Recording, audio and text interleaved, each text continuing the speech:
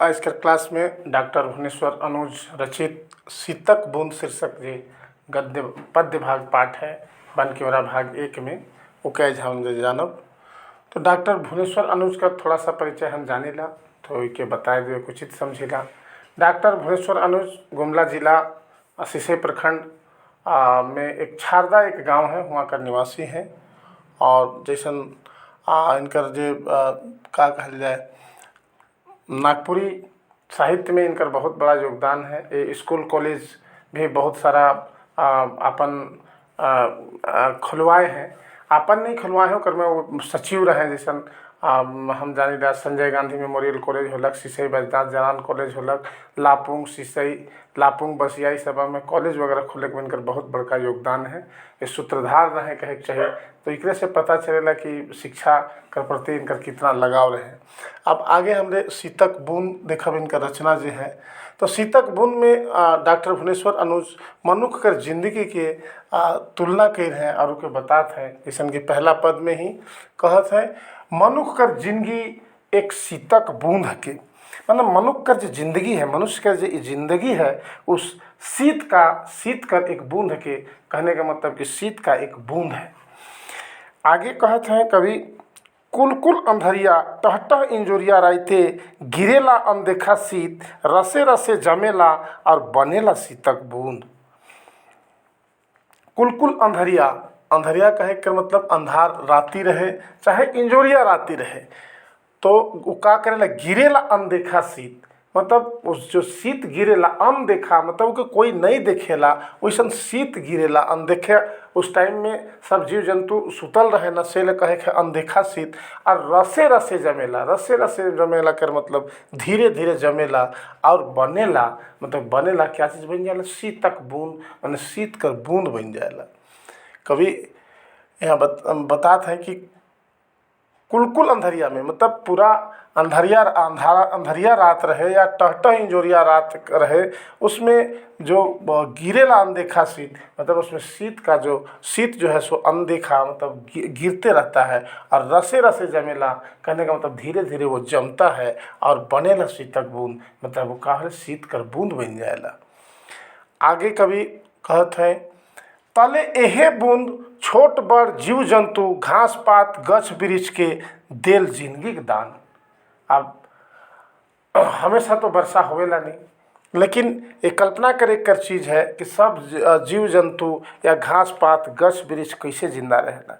तो उकर मूल कारण बताते हैं कवि, यह शीतक बूंद के बनेला शीतक बूंद। उसके बाद तले एहे बूंद का कहते, छोट बड़ जीव जंतु, छोट बड़ मतलब समूचा जो जीव जंतु है उके, घास पात मतलब घास और पात कहे कर मतलब जो छोटा छोटा घास पात हुए उके, गछ वृक्ष कहे कर मतलब गछ और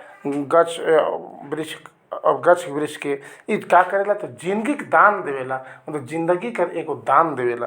कभी यही कहना चाह रहे हैं कि यह जो शीत का बूंद है वो छोटा बड़ा जीव जंतु घास पेड़ पौधा सबको जिंदगी का दान देते हैं, जिंदगी एक दान स्वरूप देते हैं कहने का मतलब।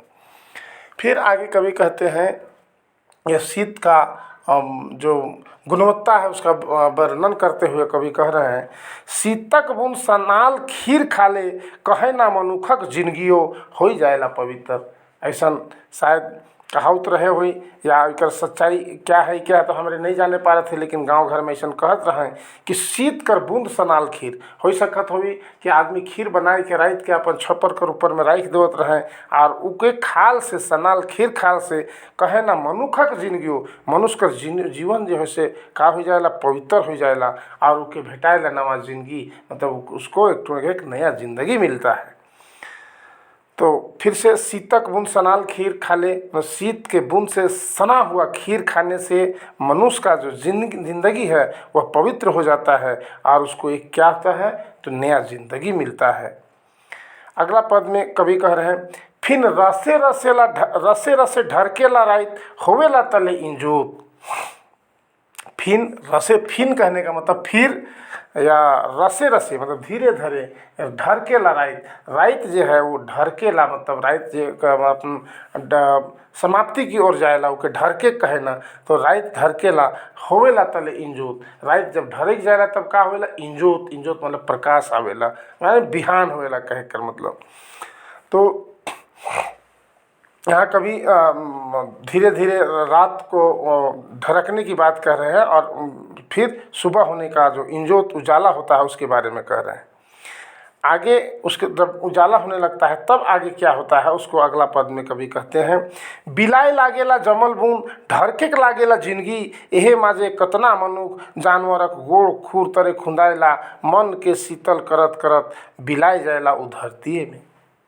बहुत गूढ़ बात के कवि कहत हैं, बिलाय लागेला जमल बूंद, कब जब राइत ढरक जाएला और इंजोत होवेला तो वो जो शीत कर बूंद होवेला जमल बूंद वो धीरे धीरे बिलाय लागेला मतलब वो खत्म होवे लागेला और ढरके लागेला जिंदगी। वैसने हम इनकर मनों का जो जिंदगी है वो भी धीरे धीरे ढरके लागेला बिलाय लागेला कहकर मतलब यही माझे मतलब इसी समय में जखन बिलाय लागेला ओहे समय में कतना मनुख, मनुख मतलब मानव और जानवरक गोड़ तरे मतलब जानवर कर पैर तरे खुंदायला और मन के शीतल करत करत बिलाय जाएला उ धरतीये में।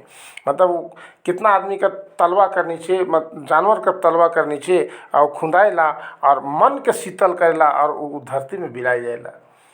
हमरे के छोट बेरा बतात रहे कि शीत कर खाली पैर में शीत के खूंदले आँख कर रोशनी बढ़ेला, या इस तरह कर कुछ प्राकृतिक देन है मन के शीतल करेला। से ले एक और उसी तरह कर यहाँ वर्णन कर रहे कवि कि मन के शीतल करते हुए बिलाय जाएला। कह रहे हैं कि बिलाय लागेला जमल बूंद, कहने का मतलब कि जमा हुआ जो बूंद है वो बिलाने लगता है, मतलब वो धीरे धीरे समाप्त होने लगता है। ढरके लागेला जिंदगी मतलब जो उसका ज़िंदगी है वो समाप्ति की ओर चला जाता है। यह माझे कथना मनुख मतलब इसी समय में जब वो इंजोरिया होने लगता है, इंजोत होने लगता है, तब कितना मनुष्य और जानवर का पैर के तरे वो खुंदाए लगा, पैर के तरे तलवा के तरे तल में वो उस खुंदा जाता है और मन को शीतल करत करत मन को शीतल मतलब ठंडा करते करते वो धरतीये में बिलाय जलम, धरती में ही वो समाप्त हो जाता है। इसने आगे कभी कहते हैं, इसने सिराय जाएला जिंदगी, यह तो है कि असल ज़िंदगी। कहने का मतलब इसी तरह से मानव का जो जीवन है, मानव का जो जीवन है वो सिराय जाएला मतलब समाप्त हो जाएला और यह तो है असली ज़िंदगी, मतलब यही ज़िंदगी है। तो बड़ा बढ़िया तुलनात्मक अध्ययन के है शीतक बूंद से और मानव जीवन का महत्ता के इस मतलब कि पद्य भाग से समझाई कर प्रयास कर हैं डॉक्टर भुवनेश्वर अनुज। धन्यवाद।